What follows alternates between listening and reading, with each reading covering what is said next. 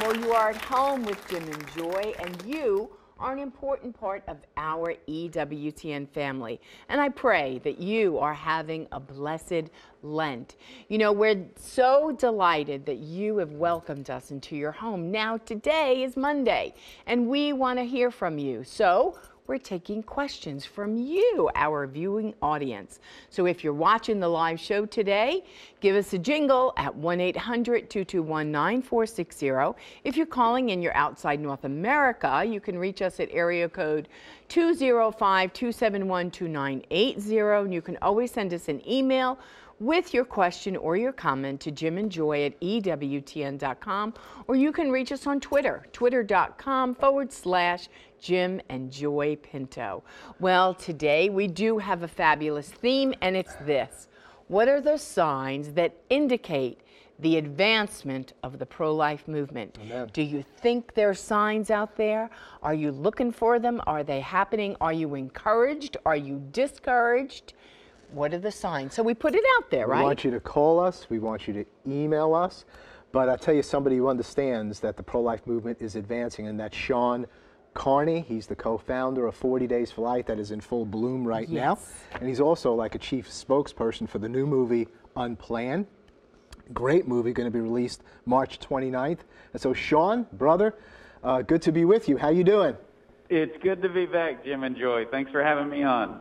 I want to give a great shout out to our 40 Days for Life here in Birmingham. A girl was going into the clinic this morning and she was referred back to her choice, and we really got to minister and love her. So 40 Days for Life, yes, it is advancing, and it's advancing life in the pro-life movement.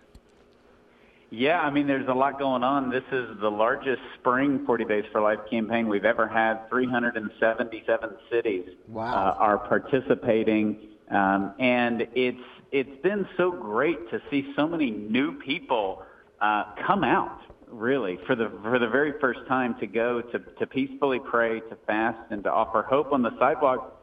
And I really think we have a lot of this insanity that we have seen in our country, where we have governors and senators advocating not just for late-term abortion, but for infanticide. I think we have that to thank. As gruesome and as frustrating as the last few months have been, it has really been a fantastic call to action that people have responded to. Yeah, it's just, out of sight, out of mind, in sight, in our minds. And it really seems, if a conversation could start up regarding abortion, what it is, the extreme nature of it, the evil of it, and the sanctity of the human person, we usually win that conversation. Yes. We do. And the two of you, I have tremendous respect for both of you. You've been involved in the pro-life movement before I was even born. And we know we're in uncharted waters in the United States of America. These are not people out on the fringe, screaming for infanticide. This isn't the fringe. These are elected officials who dress well and sound nice and all of that, who are advocating for leaving a baby on a table to die. And it's unprecedented. But this is not America. Right? I mean, this is not America, and people are responding in droves into the pro-life movement. The timing of this movie, Unplanned, could not be more providential. Well, please, Shaun, share with us, what's the storyline of Unplanned? Why should the pro-life movement and our people go to see it? What's in it for us? What's in it for our country and for the world?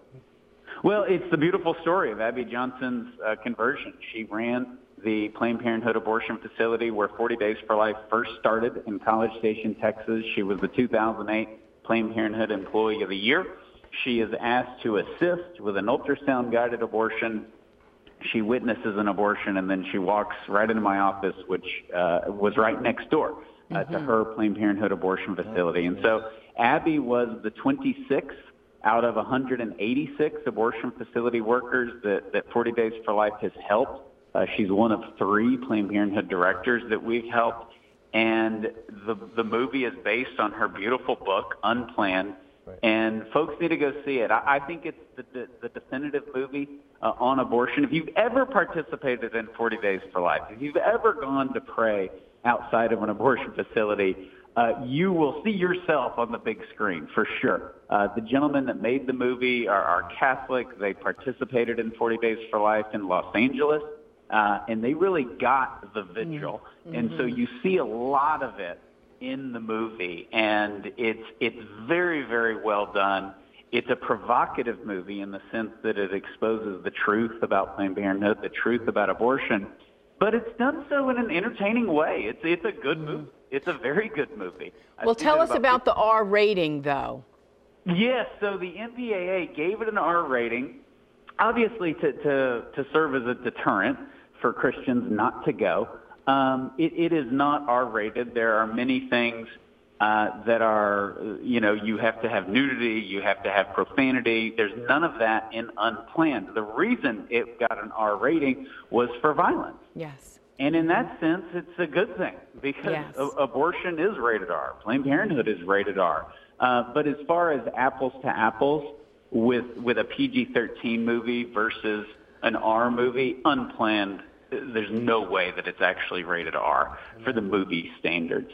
But I think the R rating is a blessing in many ways because it's a statement about the violence of abortion. Yes. We just can't allow that to be a deterrent for us. Right. Christians need to go see it. I've seen it 15 times at different screenings.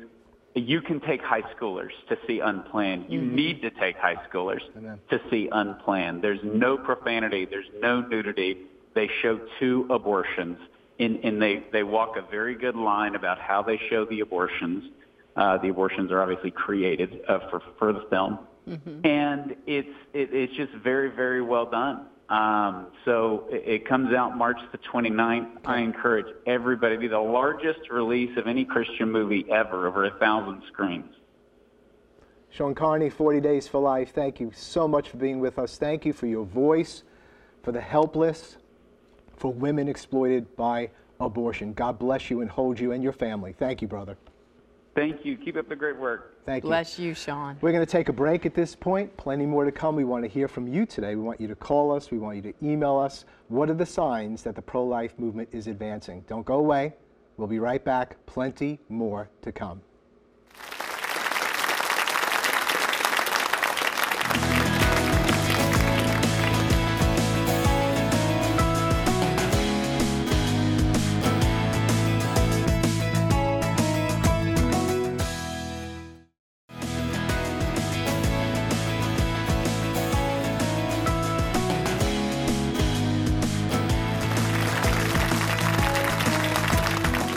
Welcome back. Well, remember, it's Monday and we're taking your questions today. So if you're watching the live broadcast, give us a jingle at 1-800. We want to hear from you. 221-9460. If you're calling and you are outside North America, you can reach us at 205-271-2980. You can always send us an email with a question or a comment to jimandjoy@ewtn.com or reach us on Twitter, twitter.com/JimandJoyPinto. So, the question for you today is, what are the signs that indicate the advancement of the pro-life movement? Now, we just had a great conversation with Shaun, and you cannot turn on the news and not be outraged by what we're seeing. And it really is like, what kind of world are we living in? And I don't think it's any accident that this movie is about to hit the theaters the end of March, and it's running simultaneously with the craziness of the world and then God just telling the truth about healing. And I think it's going to be a great post-abortion healing movie for so many people who maybe have sitting in the movie theaters, maybe have participated in abortion, or maybe they were one that took a child or a grandchild or a friend, and they're going to realize what they've done and hopefully run to pregnancy medical centers for healing and hope and for wellness. I think they'll be offering resources to people at the end of the film. So invite not only the people in the pro-life movement, many of whom have had abortions themselves, but invite your friends, family, those who might be pro-choice to this movie. And again, we're speaking about what are the signs that indicate the pro-life movement is advancing. We want you to call us. We want you to email us. What are you seeing?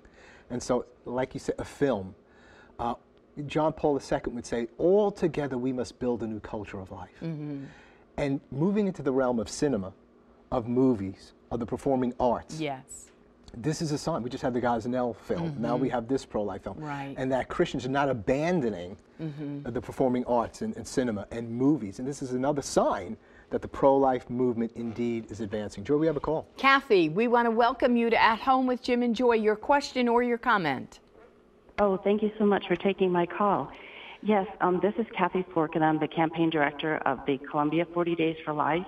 Okay. And your question about the signs that the pro-life movement is advancing, I just wanted to share the beautiful story of Columbia with the 40 Days for Life. We started praying there in February of 2009. They were aborting about 800 babies every year and bringing in about $400,000. And in these 10 years, we have seen such a movement. In the first 3.5 years that they were doing abortions, they lost 7 abortion doctors. One lasted 1 day. Then we went 3 years without any abortions at all, and then 3 months where they did abort 72 babies, then 2 more years of no abortions, then 1 year they did abortions again for 77 babies, and then they lost their license in October of 2018. Praise the Lord. And all the time, 40 Days was going on. And I'm just so excited about this movie because I think it's going to show people how 40 Days for Life is such a great way to save moms and to save babies. As a matter of fact, just this morning, I had a call from Christy Schneiders of the First Assembly in Jefferson City, and she leads a Bible study group. She wanted to know if she could get 15 seats for the theater. Beautiful. And so we're out of seats. Yeah. We are playing it in Columbia on March 28th, and then in Jefferson City on the 27th, but we're out of seats. Yes. And she said they will be there on Friday. It's just amazing. It is. It is This amazing. is going to break the lid open. We're so excited. Kathy, thank you so much for your witness and your testimony. The website, I think it's unplanned.com. Just go to www.unplanned.com. I believe that's the website. All the information is there. Go to tickets. I think if you click tickets, it'll show you all the theaters where it's appearing in your state, in your area. And this is the time now to mobilize people. I think it's going to be showing about 800 theaters on the 29th. And the more those theaters are filled, the more momentum, the more speaking up about this, I think the more frequently this film will be shown. So go to unplanned.com, get your tickets, make the reservations, be a part of this great day. Well, you know, I have some friends who, it's spring break here in Alabama, and a lot of friends will be going that week down to the beach. And so a lot of the moms are thinking, okay, we're going down there. Why don't we take our teenagers, our college kids, to this movie as interrupt? Because you know what happens after spring break? 6 weeks usually after spring break, pregnancy medical centers all across this country, we have a flood of people who come because they made some poor life choices on spring break. So this movie opening, hopefully it's going to be a clarion call to the young, is just to say, and you know, they rated it R to omit an audience because they don't want them educated. They don't want PG-13. They don't, you know, it's kind of like, but kids see awful things right there on their phones. Right? And it's not rated what comes into their eye screen, well, right? This is again the power of cinema, the power of visions and images, the power of that medium. Yes. And you know, our faith, our Catholic faith, is a visual. Is a visual. We believe in the incarnation, that Jesus is God with skin, God made poor, God with the face. We believe that in other people we can see Jesus Christ when we look. And so this is her testimony, right? And it's her story of being involved in like 22,000 abortions. Yes. What changed her? It was what she saw. She finally saw an abortion. And all of a sudden, the abortion, pro-life gets a face. And really, in the end, it is an abortion and pro-life. It's the face of an innocent human being being destroyed violently, that this is really happening in history and society in this world. You don't have to be Christian or Catholic to understand as a human being there's something wrong with that. Or maybe you participated in that. We're not here to condemn, but that we come to that place, and this will be a time to receive more and more of the forgiveness of God, Because God not only wants to forgive you, he wants to make you a mouthpiece and to say, I've tried that, I've done that, I was involved, I understand how somebody could be duped in that, and you could become one of the most eloquent spokespersons on behalf of the gospel of life. Those who are forgiven much, love much. Joy, another You call? know, and I before we take Yeah. the call, I just want to say that, you know, this is happening during Lent. This is happening during a time, you know, in our journey where we're crying out for repentance and healing and deliverance, not just for our own sake, but for our church, for our country, and that this movie would come to us, a beautiful time.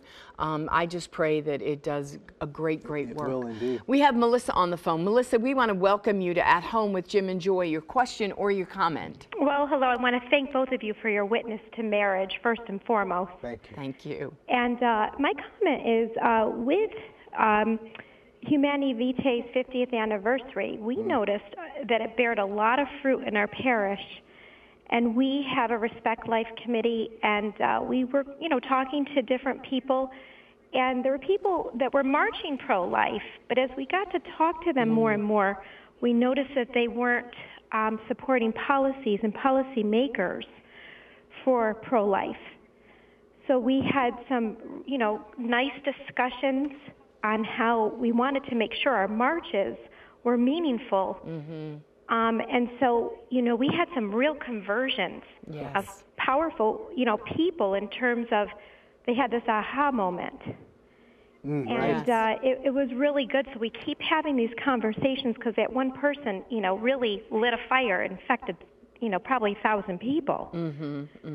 So we have to really be careful of that because there's so many people in our faith and marching, but however, they're not supporting the policy and policymaker to solidify it. Thank you so much. You know, Melissa makes a great point, and yes, that is true. You know, sometimes you can get the numbers out, but are they empowered? Are they educated? And, you know, we're all on a journey, you know, as our biggest enemy in this movement is deception.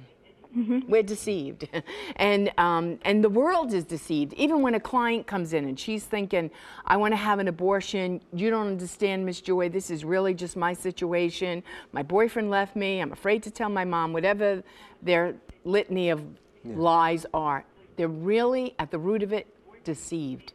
This culture is deceived. And so we really have to pray that this movie, it is a veil lifting and that we're able to have a deeper conversation. So I'm not just wording, I'm pro-life. What does it mean to pro-life? What does that mean? Tell me, define it, right? So you can have the conversation to know that it goes deeper than saying I'm pro-life. It's how we vote. It's how our legislators and all the people that we elect. And Melissa brings up, you know, an excellent point. You know, we have to understand the policies of people that are running for office. Right. And we have to vote principle, not a pocketbook. Right. We vote policies. Or a party. The other thing is that how many of our people aren't even registered to vote? Right. And we've done, I've worked with another pro-life organization, and it was like amazing because you can find out who's supporting your organization and if they're registered to vote or not. And a large number of pro-life people are not registered to vote. You know, and so you might have the right policy, the right whatever, you know, you're bearing witness, maybe even 40 Days for Life, you need to be registered to vote. And so, yes, it's about the changing of hearts, but also it's about the changing of laws. It's the changing of laws and the changing of hearts, both at the same time simultaneously. So know the policies of those who are running, be registered to vote, and vote life. Marriage, the family. Okay, we got Margaret on the phone. Margaret, welcome to At Home with Jim and Joy. Your question or your comment? Hello, Jim and Joy, and God bless you for taking my call. Thank you. I just wanted to say thank you for all the work you've done in the pro-life movement, as well as a Canadian citizen, I've admired your efforts and the movement and how it's progressed forward in the United States. And here in Canada, as you know, because you've been participating in our pro-life agenda, we have led, the scourge of abortion has led to euthanasia, both of which are paid for 100% by all of our tax dollars. And I'm just wondering if you have any advice for us. And thank you very much again for your ministry. And God bless you both. Well, Canada is up there with the United States and also North Korea and China in being the most liberal countries, right, that are doing abortions. keep on keeping on. And we hope and pray that as America goes pro-life, so goes the world. And you've got some of the most amazing, yes, dedicated pro-life people that I've ever met in my life in terms of being up there. I know some of them are incarcerated for hate speech and not fulfilling the government laws regarding facilitating death. You got people in jail already that are paying the price. So you have good soil, there's good seed, and over time, that's going to grow up. It's going to touch many, many lives, and you will overcome evil with good. We're going to take a break at this time. We'll be back. Don't go away.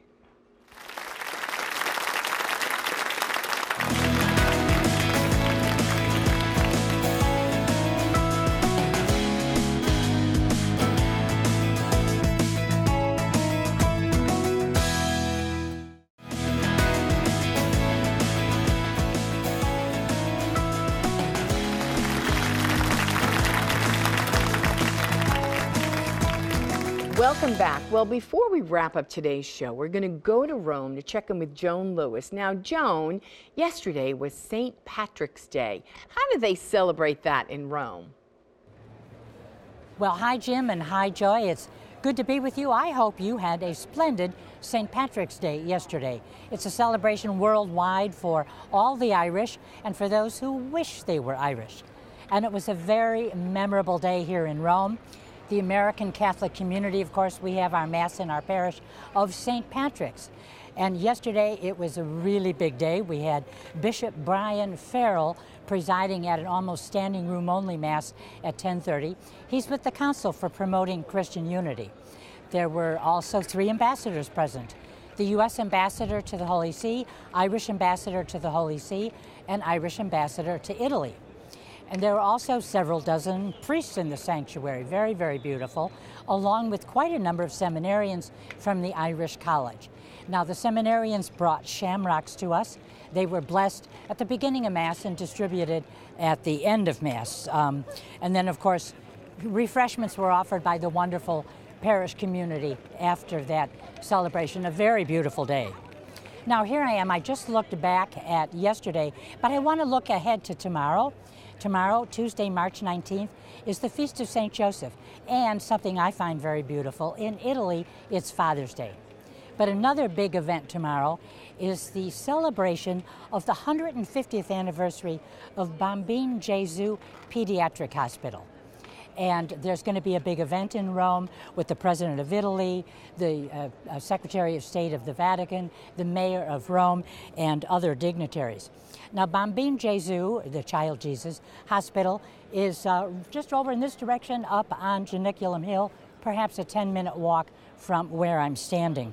And it is the largest pediatric hospital and research center in Europe. There's about 3,300 staff. This includes obviously doctors, nurses, researchers, technicians, and of course just pure office staff. Now, Bambin Gesù provides over 1.9 million healthcare services each year to children and adolescents from all over the world. It's known as the Hospital for Children, the Hospital of the Pope. Its motto is, you think about your children, we will think about everything else. This was actually founded in 1869 by the Salviati family. They were a family very well aware of the needs of less privileged children. And it began as a hospital with like only 4 beds. Today, a huge complex.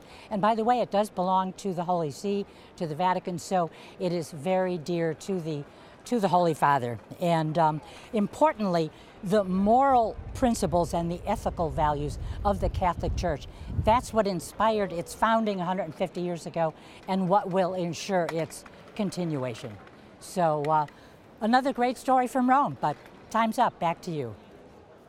Joan, thanks so much for another wonderful report. God bless and bring revival to Ireland.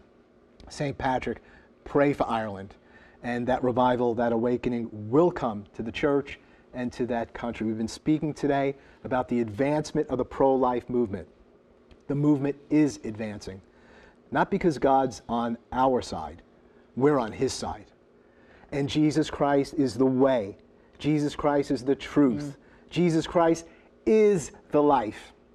and he gives us life abundantly. Keep it on EWTN.